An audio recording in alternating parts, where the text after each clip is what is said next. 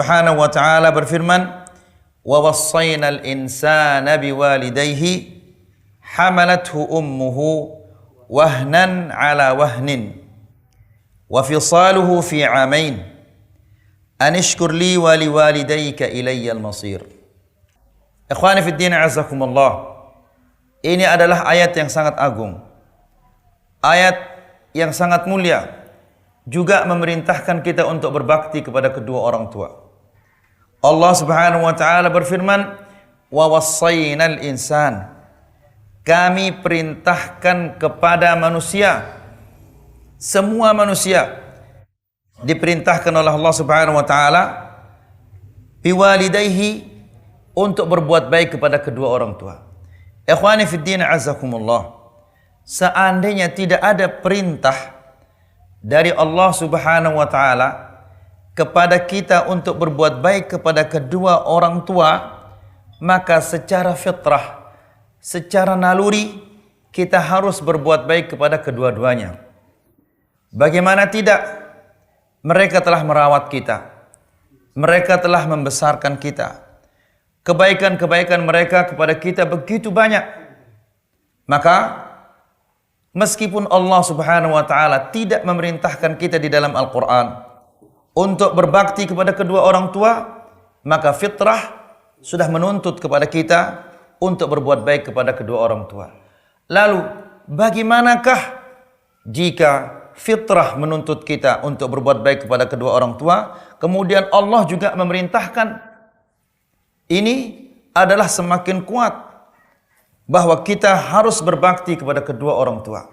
Kemudian ingat ikhwani fiddin azakumullah, bahwa orang yang tidak berbakti kepada kedua orang tuanya, maka anak-anaknya pun tidak akan berbakti kepadanya. Kemudian berbakti kepada kedua orang tua itu tidak pernah putus. Sampai kita meninggal dunia, baru berbakti itu akan putus. Meskipun kedua orang tua kita sudah meninggal dunia, berbakti kepada mereka pun tidak pernah putus. Allah Subhanahu wa taala berfirman di dalam ayat ini, "Wa wassaynal insana biwalidayhi hamalathu ummuhu wahnan ala wahn." Kami perintahkan kepada manusia untuk berbuat baik kepada kedua orang tuanya. Kemudian secara khusus Allah Subhanahu wa taala menjelaskan, hamalathu ummuhu, ia dikandung oleh ibunya. Penderitaan di saat seorang wanita mengandung anaknya ini tidak dirasakan oleh suaminya. Penderitaan ini secara khusus dia merasakannya.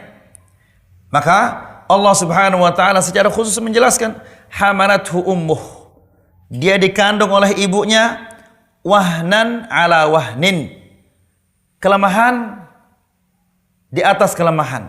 Coba ikhwani fiddin azakumullah, kita semua mengetahui bagaimana lelahnya seorang wanita ketika ia hamil. Ya, berdiri dia tidak enak, duduk tidak enak, jalan tidak enak, tidur tidak enak, semua tidak enak. Makanya Allah mengatakan wahnan ala wahnin, kelemahan di atas kelemahan. Lalu setelah penderitaannya ini, penderitaan yang luar biasa dirasakan oleh seorang wanita, maka begitu dia punya anak ini besar, kemudian dia durhaka kepada ibunya, tidak mau berbakti kepada ibunya, bagaimanakah besar dosanya? Ya, hamalathu ummuhu wahnan ala wahn, ia dikandung oleh ibunya kelemahan di atas kelemahan. Tidak sampai di sana, belum lagi penderitaan itu selesai. Allah Subhanahu wa taala menjelaskan, wa fisaluhu fi 'amain. Ya, kemudian dia menyusui dan menyapih anaknya fi 'amain, dalam jangka 2 tahun. Jadi sering kita melihat ketika seorang ibu, ya, dia sedang makan, kemudian anaknya menangis minta disusui, dia susui dulu anaknya, ya, sampai kadang-kadang nasi yang dimakannya tadi itu sudah tidak enak lagi dimakan, rasanya sudah berubah. Kemudian nasinya sudah keras, ya. Namun dia tetap makannya. Demikianlah penderitaan, rasa sakit yang dirasakan oleh seorang ibu. Maka ikhwani fiddin azakumullah, ya, Masa ibu yang telah menderita mengandung kita di dalam perutnya 9 bulan, ya, setelah itu kita disusui selama 2 tahun, ya, masa keberatan hanya sekedar mengangkat tangan kemudian mengatakan Rabbighfirli wa liwalidayya warhamhuma kama rabbayani shaghira. Kemudian lihat ikhwani fiddin azakumullah, kadang-kadang ketika dia tidurnya anaknya nangis, ya, minta disusui, dia bangun, dia susui anaknya. Kalau kita mana kita mau bangun? Ya, bahkan kadang-kadang kita sebagai suami kadang-kadang marah ketika anak itu menangis. Ya, kita tidak tahan kadang-kadang.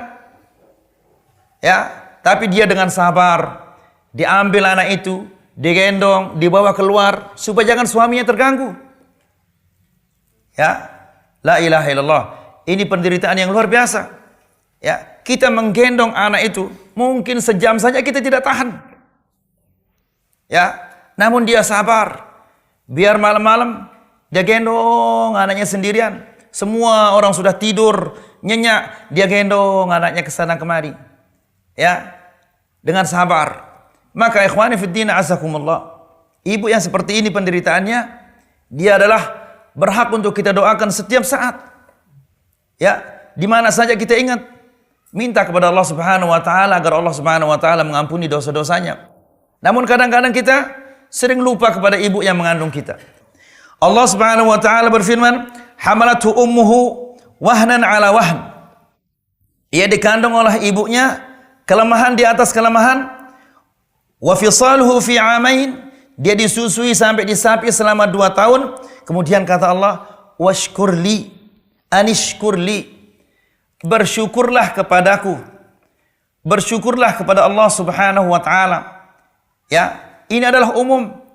Bersyukurlah kepada Allah Subhanahu wa taala yang menjadikan kita seorang mukmin, orang yang beriman, yang mengenal hak kedua orang tua. Kemudian Allah Subhanahu wa taala mengatakan wali walidaik. Bersyukurlah kepada Allah dan bersyukurlah kepada kedua orang tua. Ya, karena hak mereka adalah sangat besar sehingga Allah memerintahkan kita untuk bersyukur kepadanya, kepada kedua orang tua. Lihat Allah Subhanahu wa taala di ayat yang tadi, Allah Subhanahu wa taala menjelaskan haknya, wa'budullaha wa la tusyriku bihi syai'a. Ini adalah hak Allah. Kemudian wabil walidaini ihsana, dan berbuat baik kepada kedua orang tua. Ini hak orang tua. Di sini juga Allah Subhanahu wa taala berfirman, anishkurli. Berterima kasihlah kepadaku. Berterima kasihlah kepada Allah. Kemudian setelah itu wali walidaik, dan berterima kasih kepada kedua orang tua. Ya, ilayyal masir, kepadakulah kalian akan kembali.